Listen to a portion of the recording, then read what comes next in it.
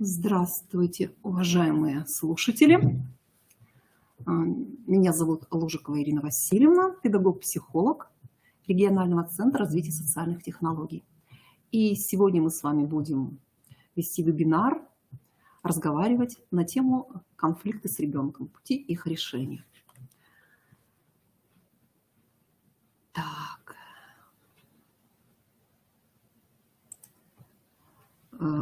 Само понятие конфликта возникло с латинского как столкновение. Конфликт – это противостояние субъектов по поводу возникшего противоречия, действительного или воображаемого. Остановимся давайте на причинах. Да? Причины конфликтов между родителями и детьми. Выделяют как одна из самых существенных причин – это дисгармоничный тип внутрисемейных отношений. Так, если в гармоничной семье устанавливается подвижное равновесие, которое проявляется в оформлении психологических ролей относительно членов семьи, формировании семейного «мы», способности разрешать эти противоречия, возможности слышать друг друга, да, понимать, реагировать, получать безопасность, да, от взрослых, имеется в виду для ребенка, то дисгармоничная семья – это негативный, во-первых, характер супружеских отношений, который выражается в конфликтном взаимодействии, в первую очередь, естественно, среди супругов, где уровень психологического напряжения имеет тенденцию к нарастанию, которая приводит в дальнейшем к невротическим реакциям и, естественно, возникновение чувства постоянного беспокойства и чувства тревоги у ребенка. И что в дальнейшем, естественно, ведет и к конфликтам. Следующее – деструктивность семейного воспитания. Деструкции, да, то есть какие же выделяют типы деструктивного воспитания? Во-первых, разногласия членов семьи по вопросам воспитания, когда нет какого-то общего, единого видения, как воспитывать ребенка. Один считает, что нужно авторитарный тип, второй считает, что необходим либеральный. В результате всего страдает, конечно, ребенок. И возникают конфликты. Противоречивость, непоследовательность, неадекватность – то же самое. Когда нет единой системы, и один видит это с одной стороны, второй считает это по-другому. В результате страдают как родители, так и ребенок, соответственно. Следующее – это опека и запреты во многих сферах жизни детей. Когда во всем…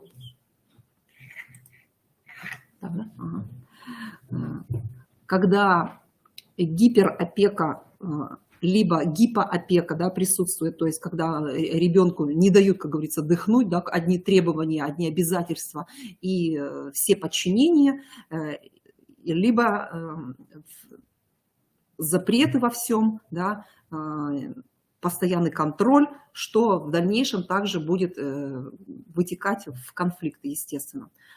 И, естественно, здесь же и частое применение угроз, осуждений, несоответствие ожиданиям.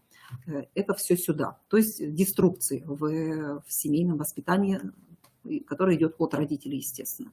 Возрастные кризисы детей. Что здесь имеется в виду? Также является фактором повышенной конфликтности. Возрастной кризис представляет собой переходный период. Мы знаем, да, что от одного детского развития к другому. И в критические периоды дети становятся непослушными, капризными, упрямыми, раздражительными, часто вступают в конфликт с окружающими, да, особенно с родителями. У них возникает отрицательное отношение к ранее уже выполняемым требованиям, да, что доводит аж до упрямства, да, негодования, нежелания подчиняться и так далее. То есть и здесь также родителям нужно учитывать это, да, что в возрастных кризисах, когда ребенок находится, выделяют их несколько. Так, например, кризис первого года. Считается, что переход от младенчества к раннему детству, да, когда ребенок, вот прямохождение, да, ребенок начинает уже ходить, тоже является кризисом. И ребенок по-своему также начинает конфликтовать со взрослыми, когда меняет, да, свое положение и видение своего мира, мировоззрения. Кризис 3 лет, это понятно, да, когда я сам, и ничего не дает сделать родителям. Все желает делать по-своему. Ну, такой кризис самостоятельности, да, мы можем еще назвать. Кризис 6-7 лет, когда ребенок переходит от дошкольного к младшему школьному возрасту, когда меняется здесь уже и его... То есть сначала он ходил в детский сад, это были одни роли, да, сейчас он переходит в школу, здесь уже необходимо на себя, как говорится, надевать другие роли, и тоже происходит такая определенная ломка. Ребенок начинает вживаться в эти роли, естественно, это проходит не всегда гладко, и, естественно, конфликты как одна из составляющих последствий. Кризис полового созревания – это переход от младшего школьного возраста к подростковому возрасту, да, это 12-14 лет. Здесь, да, то же самое, когда гормоны начинают давать о себе знать, да, ребенок находится постоянно эмоционально неуравновешенном состоянии, у него часто меняется настроение, и, естественно, это также сказывается во взаимоотношениях и с родителями. Это все сюда же, да, к конфликтам мы.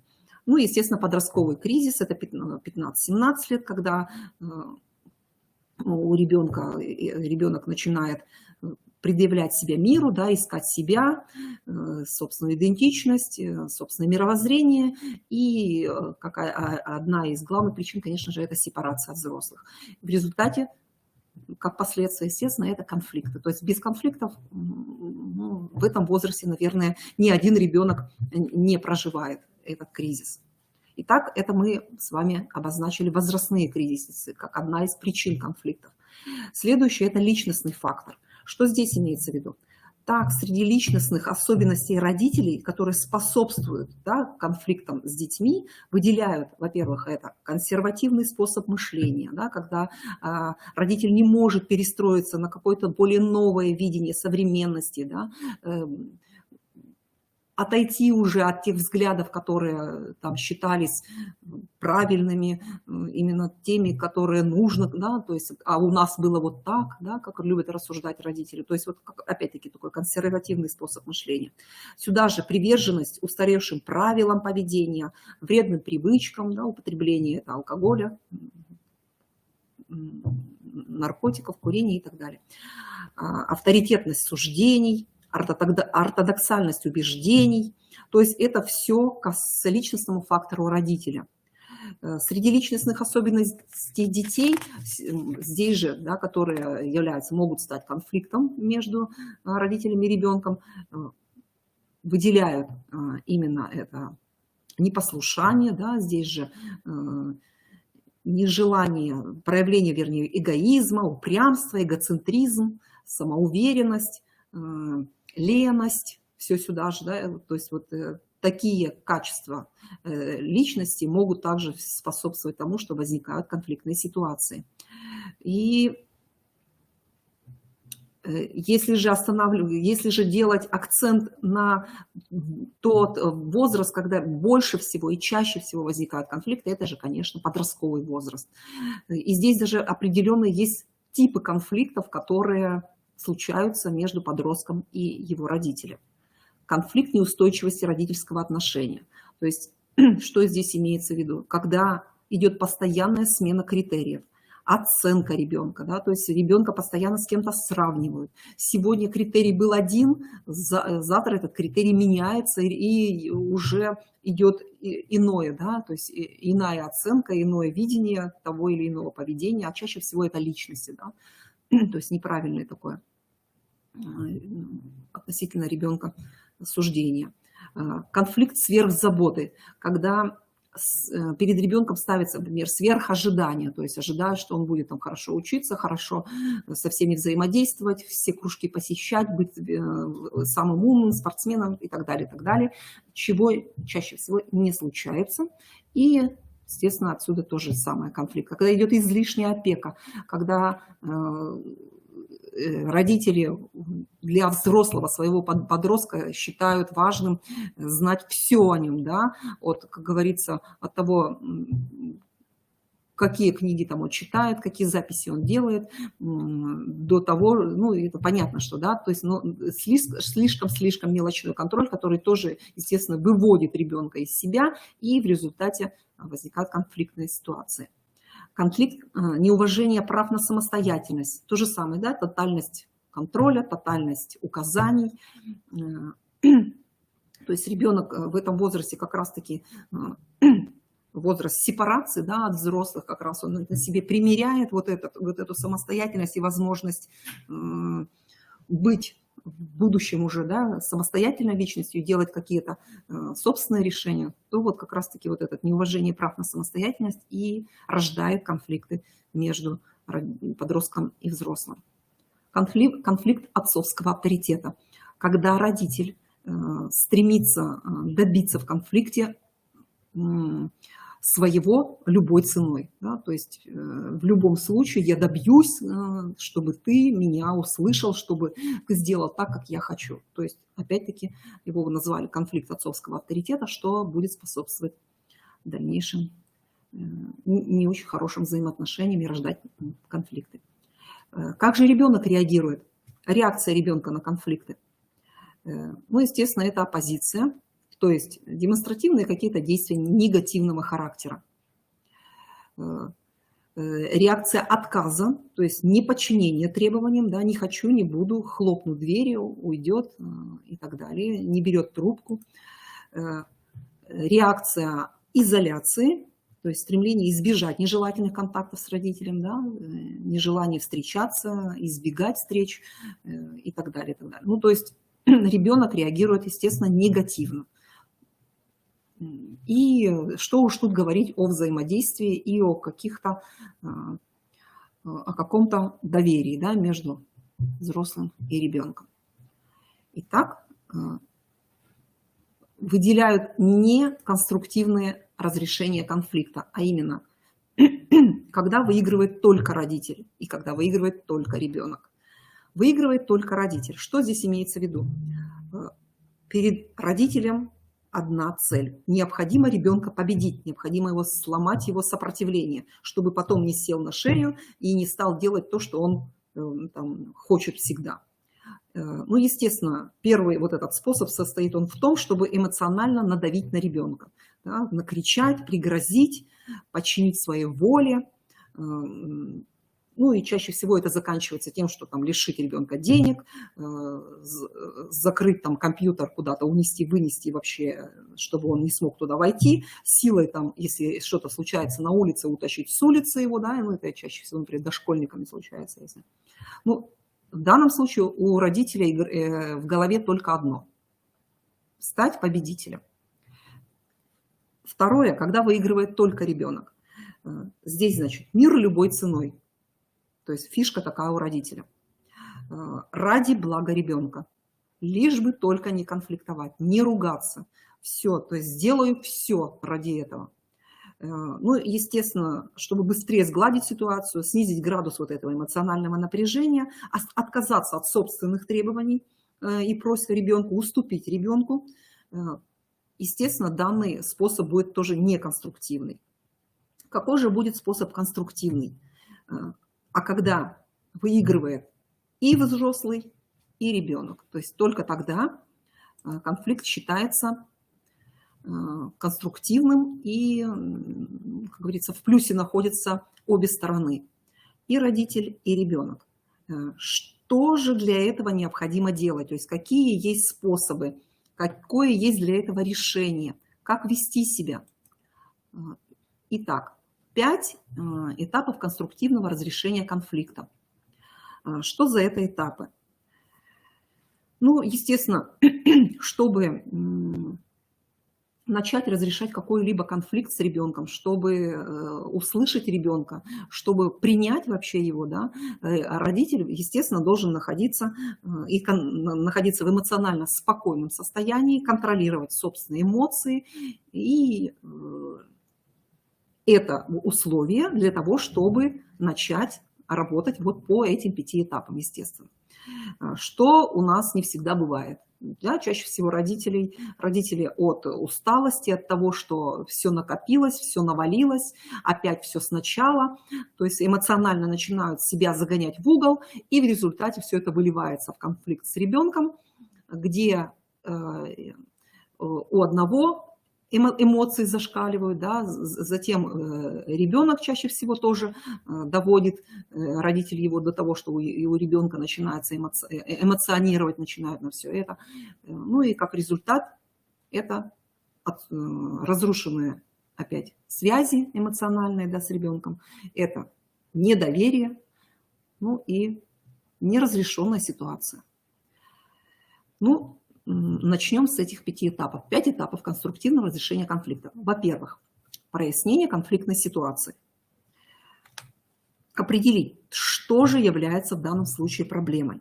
То есть родитель выслушивает ребенка, уточняет, в чем состоит его проблема. То есть, что он хочет, естественно, что он не хочет. То есть мы потребности ребенка, да, узнаем, какая потребность в данном случае не удовлетворена, что ему нужно, что ему важно и что его затрудняет вот здесь и сейчас в этой ситуации. И, естественно, родитель делает это, используя приемы активного слушания. Ну, к этому мы еще вернемся позже. Обязательно озвучивает желания, да, и собственные интересы озвучивает, и потребности, и, соответственно, и ребенка. После этого говорит о собственных чувствах, о данной проблеме, используя формулу «я-сообщение». То есть от себя говорит не ты, тебя и твое, а говорит «я», «мне» и от первого лица. То есть, да, всегда это. То есть это самое главное здесь. К примеру, мама говорит: «Леночка, сбегай, пожалуйста, за хлебом. Сейчас придут гости, а у меня очень много еще дел». Дочь говорит: «Мама, ну мне же сейчас на секцию». «Мама, у тебя секция, и ты не хочешь опаздывать». Да? То есть мама повторила то, что дочь сказала. Дочка: «Да, понимаешь, у нас всегда тренировка начинается с разминки, и ее нельзя пропускать». «Мама, тебе нельзя опаздывать. А у меня такое затруднительное положение. Гости вот-вот придут, а хлеба нет».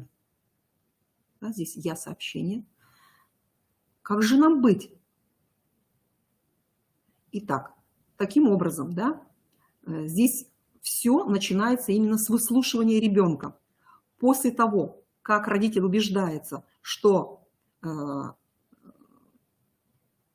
услышал ребенка, а ребенок убеждается, что его тоже услышали, естественно, затем уже оба участника, да, в данном случае вот такая возникает конфликтная ситуация уже, в поисках какого-то совместного решения. И начинается оно с вопроса: как же нам быть?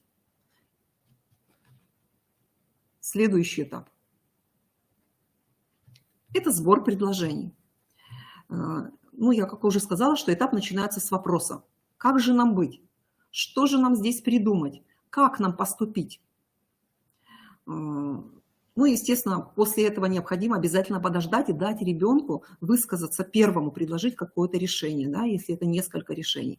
И затем уже взрослый сам, да, проговаривает какие-то свои варианты. Естественно, важность мнения ребенка о проблеме, его участия в поиске решения здесь самое главное. То есть мы слышим ребенка, мы учитываем его мнение. Даже самое неподходящее решение, которое ребенок предложил, ни в коем случае не должно отвергаться.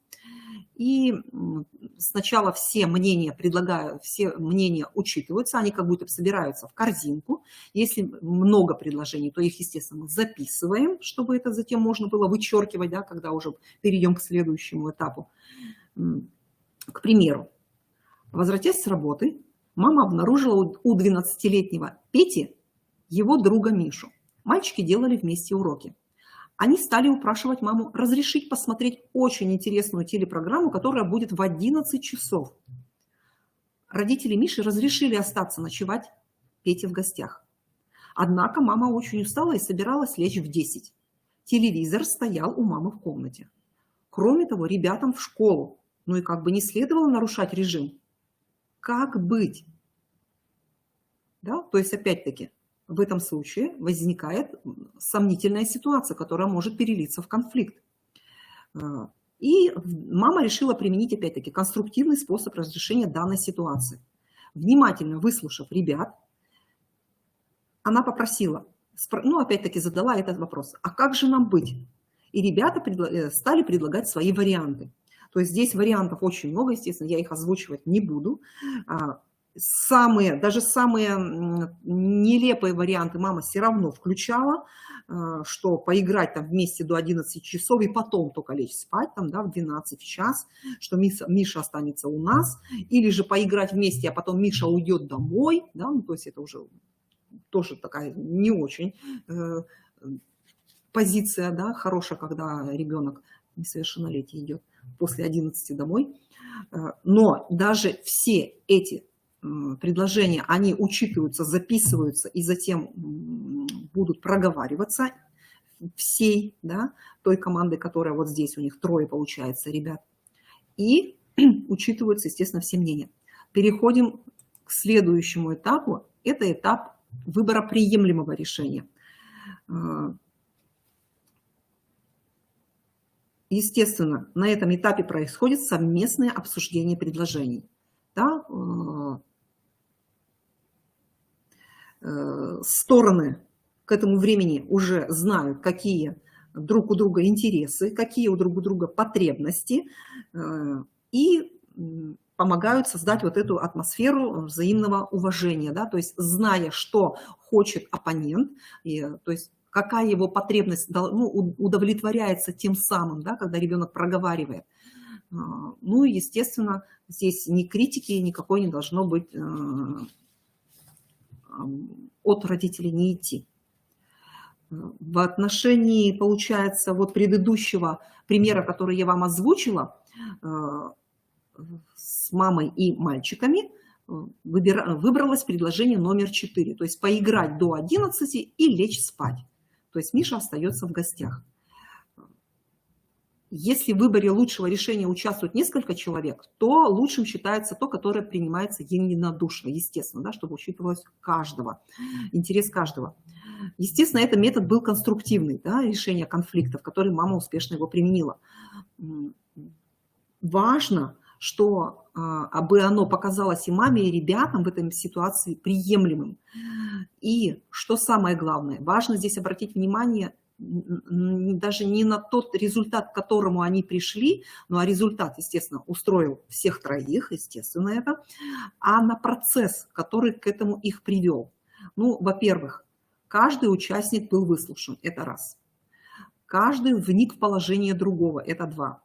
Между сторонами не возникло раздражения, обиды, да, это 3. Ребятам представилась возможность осознать свои истинные желания. То есть, например, оказалось, что даже не столько смотреть вместе телевизор, а сколько просто провести время вместе оказалось важным для ребят. И, исходя из этой потребности, естественно, затем уже и выбор приемлемого решения состоялся. Ну и, естественно, ребята получили прекрасный урок, что вместе решать трудные вопросы гораздо, ну, и быстрее, и это эффективнее. Когда выбор сделан уже, да, выбор приемлемого решения, следующий этап – это детализация решений. Что это такое? Ну, предложим, в семье решили, ну, это уже тоже как пример я привожу, в семье решили, что сын большой уже, ему пора самостоятельно вставать, готовить себе завтрак, ну и, соответственно, идти в школу. Что освобождает маму от тех хлопот и даст ей возможности поспать вот еще те несколько минут. Однако одного решения здесь мало, да, даже если, например, приняли решение, что да, ребенок встает сам и самостоятельно себя обслуживает. Надо ребенка научить, как пользоваться будильником, где какая еда лежит, как разогревать, что вместе, что отдельно. То есть здесь идет прямо четкая на этом этапе детализация решения. То есть и выбирается, естественно, наиболее лучший вариант. Обсудить, вот, кстати, да, здесь на презентации обозначено. Обсудить, что нужно сделать, чтобы выбранный этап начал работать. А в данном случае еще и это, как говорится, должен ребенок научиться, натренироваться еще и, да, дополнительно. Ну и пятый этап данного решения конфликта, да, это выполнение решения, проверка здесь же. Да? Воплотить выбранный вариант в жизнь, так еще можно сказать. Ну, на это всегда уходит дня, 2-3, ну, чтобы, как говорится, проверить, работает вариант этот или нет. Естественно, от родителя это поддержка и положительных результатов ребенка. Отмечать приятные изменения, которые, да, происходят вот здесь же. При понимании того, что вариант работает недостаточно хорошо, необходимо выделить время, да, пригласить ребенка для того, чтобы обсудить, что можно внести в данное решение, да, какое изменение. Потому что если данное, например, решение тормозит, да, что-то не получается, и тогда с ребенком вырабатывается новое решение, да, то есть что-то изменяется. Ну, к примеру, я замечаю, что одного моего напоминания недостаточно для того, чтобы в комнате в твоей был порядок. Давай подумаем, что нам еще сделать обоим, чтобы, ну, мы добились, чтобы результат был. Может быть, не напоминать тебе 2 раза, ну, как, да, это как изменение, да, решения, поправки внесения. Может быть, ты будешь ставить дополнительно себе таймер, или все-таки ты как-то в виде графика для себя это вывесишь на видное место. То есть, да, мама сюда же опять вносит свои какие-то поправки, ну и, соответственно, ребенок тоже может и обязательно делает это. На всех 5 этапах вот этого конструктивного подхода в решении конфликта взрослые используют прием, как я уже говорила, активного слушания и технику «я-сообщения». Что делает решение конфликта между родителями и ребенком, естественно, эффективным, конструктивным и результативным. Активное слушание. Что значит активно? Да? То есть мы даем собеседнику понять, что мы его и слушаем, и понимаем. Поэтому и оно является, да, ну, такое имеет название активное. Ну вот приемы активного слушания, они как раз-таки у вас на презентации. Эхотехника. Повторение отдельных слов, словосочетаний собеседника, да, в данном случае ребенка, без изменений. Вот как раз-таки в одном из примеров я это озвучила, да, когда мама проговаривала, что да, ребенку нельзя опаздывать на тренировку. То есть это эхотехника. То есть она дает понять ребенку, что его услышали, что его поняли. Уточнение.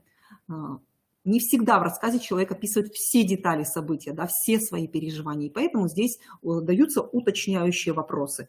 Я правильно ли тебя поняла? Ты имел в виду там то-то, то-то, то-то, да? Уточняем. Паузы. Тоже один из приемов слушания активного. Человек заканчивает говорить, в данном случае, например, ребенок. Нужно выдержать паузу. Возможно, ребенок в этот момент думает, осмысливает, осознает, да, что-то желает добавить к рассказу. Но родители чаще всего, да, не желают вот эту паузу выдерживать, быстрее, быстрее, быстрее, чтобы, как говорится, внести свою в лепту, как говорится, в очередной раз поучаствовать в воспитании. Что в дальнейшем дает, ну, не очень, так сказать, хорошие результаты, потому что ребенок в большей степени начинает надеяться на родителя. Ну, естественно, здесь не проявление самостоятельности. Ну, и в будущем это, ну, инфантильность уже как, ну, это уже, да, такое, уж если говорить со стопроцентной какой-то вероятностью, может быть. Итак, это пауза. Следующее. Сообщение о восприятии. То есть я понимаю, как тебе сейчас обидно и больно.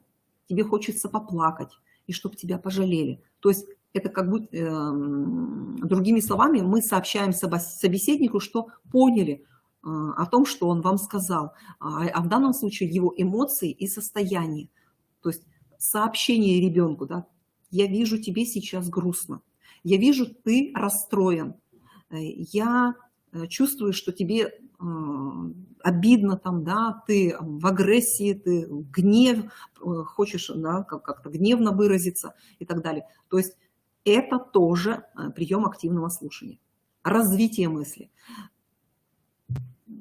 осуществление попытки подхвата и продвижения. Да? Вот здесь как раз-таки мы ребенку как будто бы или любому другому собеседнику даем развить вот эту мысль, если у него не получается. Ты говорил о том, как быстрее это можно сделать.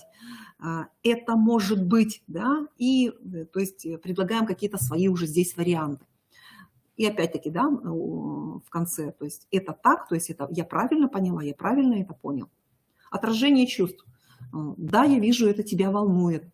То есть мы как будто бы сочувствуем ребенку, да, в данном случае, на основе наблюдения, да, и за тем, что он сейчас говорил нам, о том, как его выражало тело, о том, как он, может быть, в какой-то позе, да, определенный был, как-то глазки по-другому, да, там, смотрели на вас и так далее. То есть отражение чувств ребенка здесь идет. Далее, сообщение о восприятии себя. То есть мы одновременно не только отражаем, да, в данном случае ребенка, но и себя, тоже свои потребности, свои чувства. Вот здесь и сейчас мы ребенку предлагаем услышать. Да, меня задели твои слова, я проникся, да, вот тем-то, тем-то, тем-то. То есть даем, опять-таки, возможность ребенку слышать и то, что собеседник проникся его сообщением, да, в данном случае родитель. Замечание о ходе беседы. То есть слушатель сообщает о том, как можно осмыслить беседу в целом. Я думаю, мы достигли общего понимания проблемы. Я считаю, что да, мы с тобой поняли друг друга и так далее. Ну, то есть как бы такое небольшое ремарка такая, да, родительская в конце. Ну и резюме. То есть каких-то итоги какого-то сказанного в конце его монолога, например, там, я там правильно поняла, или же это, наверное, вот так-то, так-то, так-то, да, ну, то есть такое подчеркивание того вышесказанного. Это все об активном слушании. Естественно, сразу здесь, сейчас не каждый родитель способен, и все эти приемы активного слушания нужно в комплексе использовать. Естественно, нет. Но когда мы хотим взаимодействовать с ребенком, а в данном случае мы разрешаем конфликт конструктивно, естественно, эти приемы необходимо использовать. Они дают, ну, как уже вот выше сказала, что ребенку, во-первых, со стороны ребенка то, что его слышат, его понимают, ему сочувствуют, его слова не просто, да, так говорятся, ну и со стороны родителя, родитель таким образом, выражая собственные чувства и предлагая ребенку услышать и собственные потребности родителя какие-то, да, неудовлетворенные, может быть, на тот момент, дают почву для дальнейшего уже в будущем конструктивного разрешения споров и ситуаций. То есть они дают возможность услышать и одного, и второго. Без обид, без каких-то, да, без вины, без огорчающих составляющих вот этого процесса. Итак, это были приемы активного слушания. Здесь же я обозначила, что обязательно, да, используется и техника «я-сообщение». Наверняка она вам уже знакома, и вы ее, может быть, даже используете. А именно это личное местоимение в сообщениях собеседнику, да, во взаимоотношениях с ребенком, с супругом, с друзьями и так далее. То есть не ты, тебя и тобой, и все там твое поведение меня там напрягает и так далее, а я, мне и меня. То есть я огорчаюсь, когда вижу, да, непослушание, когда вижу что-то, то-то, то-то. Меня, да, то есть этим отличается. Когда мы говорим «ты», когда мы говорим «твое», таким образом мы посылаем и обвиняем одномоментно ребенка в том, что сейчас происходит. И ребенку ничего не остается, как выстраивать оппозицию. То есть защищаться, опять-таки тут же обвинять собеседника, да, и в нежелании дальнейшего выстраивания какого-то взаимодействия. А когда ребенок слышит эти личные местоимения, что я чувствую, меня тревожит, меня огорчает, да, я нахожусь в этих чувствах, и хотелось бы в дальнейшем то-то, то-то, то-то, да. То есть ребенок начинает воспринимать, что сейчас разговаривают о ситуации, о том решении, которое, да, необходимо принять относительно вот того поведения, которое вот увидел, да, родитель, а не переход на обвинение там личности, да, то есть что ты там плохой ученик, неряха, лоботряс и вообще все самое негативное. Итак, преимущество техники «я-сообщение». Во-первых, позволяет выразить свои негативные чувства в необидной для ребенка форме. К примеру, там, я расстроена, да? Мы договорились, что, например, посуда будет помыта к моему приходу домой. То есть, да, то есть мы не обвиняем ребенка, а мы говорим о том, как сейчас мне от того, что я вижу. Ну, естественно, там, давай договоримся, там, первое, второе, третье. Да. Я-сообщение, какое еще здесь преимущество? Дает возможность детям ближе узнать родителей, да, так как у родителей есть тоже чувства, есть какие-то свои потребности, о которых родители не всегда проговаривают. Да, не всегда ребенок чувствует и знает вообще, что, оказывается, родитель может быть грустен, может быть, находится в агрессивных, да, чувствах каких-то, может испытывать вообще гамму чувств, которые в данном случае ребенок не может и выделять, тем более, да, и тем более и не слышит никогда об этом. То есть всегда только идет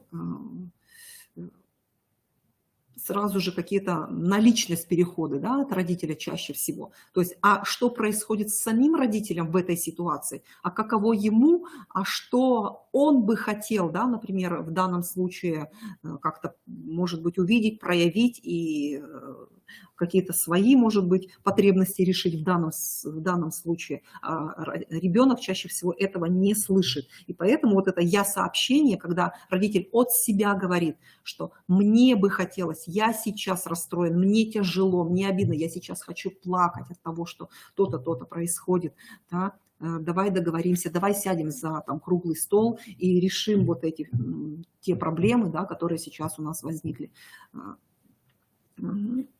Вот с этим нужно подходить, и это дает возможность как раз-таки техника «я-сообщение». Что еще? Родители открыты и искренне в выражении этих чувств. И дети становятся тоже искренними в выражении своих чувств. Почему? Потому что дети аналогично начинают уже взаимодействовать с родителем. То есть на том же языке. Если родитель всегда говорит «я», да, там сообщение всегда. Мне не нравится, когда за стол садятся, например, с грязными руками, а не там, мне не нравится, что ты неряха.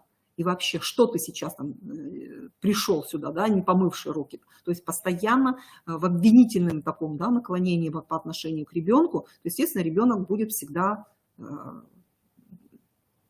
аналогично, да, возвращать родителю то, что слышит, то, что видит. А если родитель будет всегда конструктивно, так сказать, да, подходить к решению тех или иных сложившихся конфликтных ситуаций, в данном случае с использованием вот этой техники, то ребенок будет ему возвращать то же самое. Да? То есть, как говорится в английской пословице, то есть не нужно воспитывать детей, они все равно будут похожи на вас, воспитывайте себя, то есть начните с себя, и ребенок это подхватит в дальнейшем, и будет легче и вам, и ему. Это относительно техники «я-сообщений». Использование, вот, кстати, техники «я-сообщения» и активного слушания наиболее полно изложено в книге вот как раз-таки Юлии Гиппенрейтер «Это чувства и конфликты». Да, общаться с ребенком как. Если кому интересно, могут эту книгу найти в интернете и прочитать. То есть в интересной форме написано и доступно очень. Следующий вопрос, который наверняка родители, может быть, и зададутся, а может не зададутся, а с какого же возраста дети становятся вот как раз-таки переговороспособными, да? Ну или же лучше сказать договороспособными, да? То есть идут на договор. На самом деле возможность вот организовывать такую двустороннюю коммуникацию уже формируется после 3 лет. Да, то есть в 3 года это уже вполне возможно. И, ну, естественно, это зависит от развития ребенка. Так, например, в старшем дошкольном возрасте, в связи с уже с активным развитием диалогической речи, ребенок уже может участвовать и в семейных переговорах, да, ну, то есть свою лепту вносить, свое какое-то решение предлагать здесь. Ну, к примеру, способы решения конфликтных ситуаций с дошкольниками, какие можно здесь предложить. Одна из них – сделать заранее. Называется, да, то есть вот такое название имеет – сделай заранее. Зная, что ребенок истерит в магазине, да, часто закатывает истерики, когда не купили, к примеру, ему понравившуюся игрушку, это часто бывает, значит, до похода в магазин родитель заранее, да, сделай заранее, договаривается: мы сейчас с тобой идем в магазин, и ты выбираешь себе одну игрушку. Договорились, да? То есть я тебе даю денежку только на одну игрушку. Потом мы идем сразу домой. То есть я беру денежку только на это. То есть мы заранее на берегу договариваемся здесь же, да? Или же, например, договориться о каких-то мультфильмах, которые выбирает малыш заранее, чтобы посмотреть их перед обедом. Так, давай договоримся, да, какие ты мультики, например, выбираешь сегодня смотреть. Там, то-то, то-то, то-то, да. И в дальнейшем вот этот прием уже, он работает и формирует умение вообще ориентироваться и во временных отрезках, да, то есть не только там, здесь, сегодня и сейчас, например, завтра, послезавтра, до обеда, после обеда, во время ужина, после ужина, да, когда мы играем и так далее. То есть сделать заранее, то есть договариваться на берегу.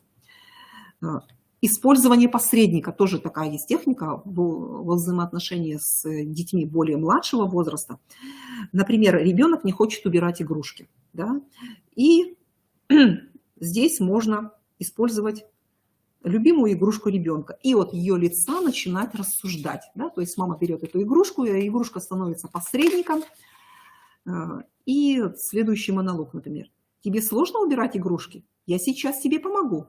Я люблю чистоту, да, то есть игрушка якобы разговаривает. Куда нужно положить эту игрушку, спрашиваем у ребенка, да, то есть, а эту? Во время уборки можно путать шкафчики, полки, где должны лежать игрушки, и реально удивляться тому, что малыш знает место каждой игрушки, ну и, соответственно, его за это хвалить, что вот он умеет все-таки это делать сам и все это знает. Это тоже так, ну, одна из техник, да, использования посредника. Копирование тоже такая есть техника, когда мы даем ребенку увидеть свои поступки и последствия со стороны. Ну, к примеру, нежелательные какие-то действия ребенка, и взрослый может повторить в том же виде и последовательности. Там старший дошкольник ленится выполнять какое-то задание, бросает работу, не выполняет ее, обещает, что сделает потом, но и этого тоже не происходит. Что можно в этом случае сделать? То есть мама может скопировать это. Ты знаешь, я сейчас буду варить суп. Но мне так не хочется возиться с фрикадельками, а у нас же суп с фрикадельками, ты же любишь его. Угу. Я, наверное, положу их завтра. Что-то мне сегодня не хочется. Я, наверное, устала. Да, все. Но что самое главное здесь, да? Главное, чтобы вот в таких и подобных этому случаях ребенок умел построить вот эту аналогию с собственным поведением, да, то есть попробовать сам принять решение, да, взять вот эту ответственность на себя. То есть мы как бы копируем, да, такая копировка происходит, взрослый, чтобы ребенок увидел, услышал. Здесь же можно использовать также это и терапевтические сказки, когда у ребенка поведение, которое, ну, так сказать, неугодное, да, родителю, это, конечно, то понятие, которое не должно быть в обиходе, естественно, то родитель вечером, к примеру, как один из ритуалов, это сочинение сказки. Сочинение сказки на то нежелательное поведение, которое, например, мы хотим у ребенка устранить, или тот конфликт, который произошел. И, естественно, главный герой, пусть он будет даже того же пола, если же это сказка о животных, то, соответственно, это, например, мужского пола, да, если у вас, например, ребенок мальчик, то, соответственно, да.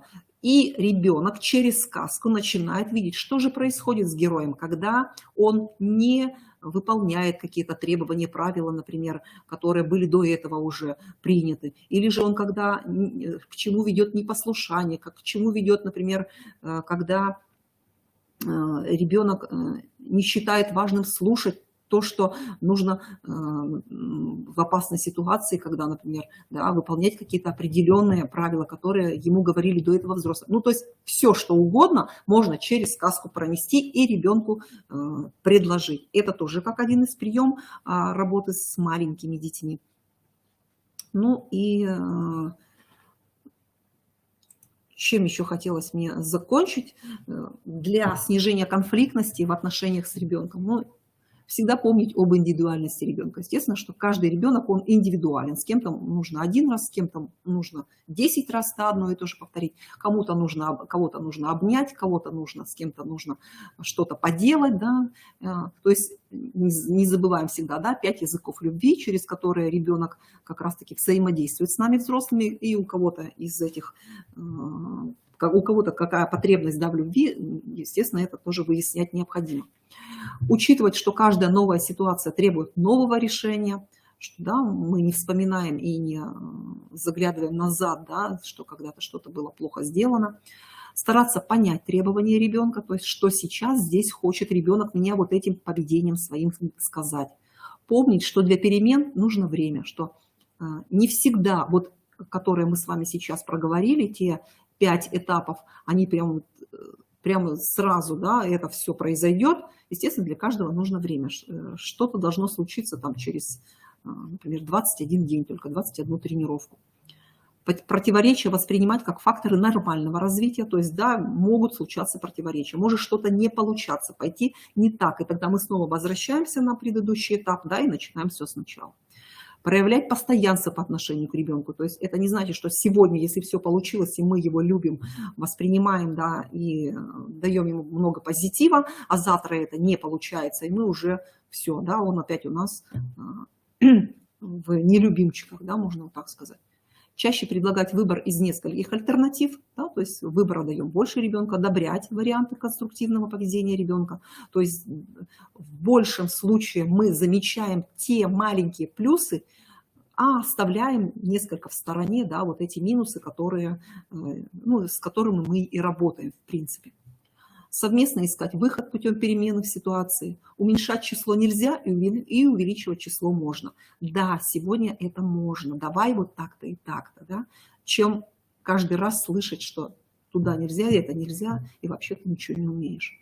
Ограниченно применять наказания, соблюдая при этом их справедливость и необходимость. То есть еще раз подумать, действенно ли вот это наказание здесь и сейчас, а что ребенок поймет тем самым, а вообще все ли я сделал для того, чтобы не допустить вот этого наказания как родитель. Дать ребенку возможность прочувствовать неизбежность негативных последствий его поступков, да? То есть иногда бывает, что ребенку нужно прочувствовать вот эти последствия, да, чтобы затем в будущем уже не делать, да, тот или иной проступок. Логически разъяснять возможности негативных последствий. Расширять диапазон моральных, а не материальных поощрений. То есть больше должно быть нематериальных поощрений, да, чем нежели материальных. Если есть какие-то вопросы, спрашивайте, пишите, отвечу. На этом по конфликтам во взаимоотношении родителей с детьми я заканчиваю. Всем спасибо за внимание. Спасибо, что слушали.